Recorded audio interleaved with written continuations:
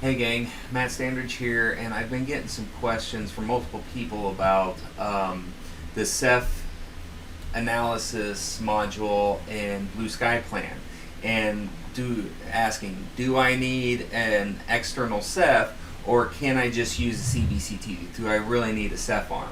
And my biggest thing is it depends on what you're wanting to do, because in what type of analysis that you're going to need to run. So I use a Carestream CS 8200, and so it does not have the largest field of view. It does not get the full skull, and so I get a good view of things, but I got an extended Ceph arm because for my Cephs, okay?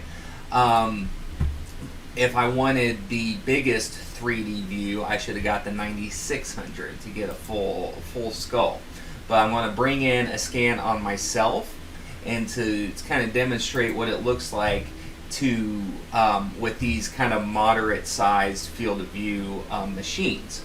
And now one thing that is going to be a little bit different is with the cone beam is if you are going to take a scan with the idea that you're going to be using a Ceph on it, you need to remove any bite plate, because most systems have some sort of bite plate to keep the teeth apart.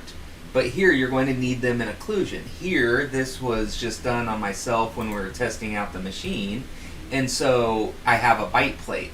So my gonial angle is not going to be correct, obviously. I'm going to be, if I measure this off of here, I'm going to be more open, okay? And then if we go to panels and go to brightness and contrast, with the cone beams and stuff, they can be a little bit more blurry, and so I like to play around with this.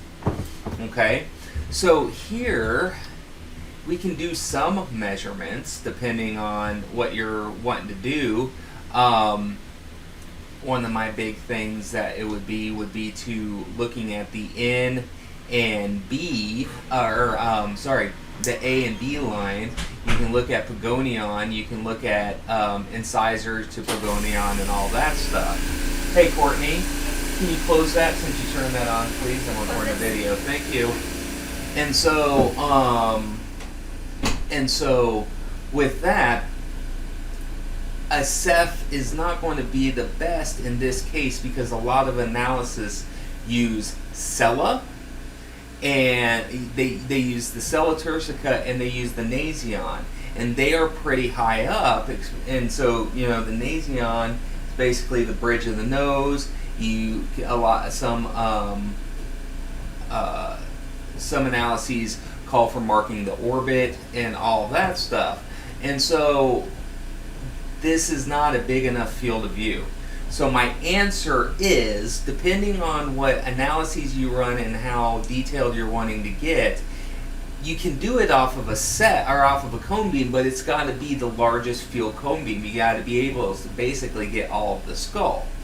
Otherwise, if you're going to do in-depth Ceph analysis and you're only going to have a moderate field cone beam, then you're going to need to have the external Ceph arm. So I hope that makes sense.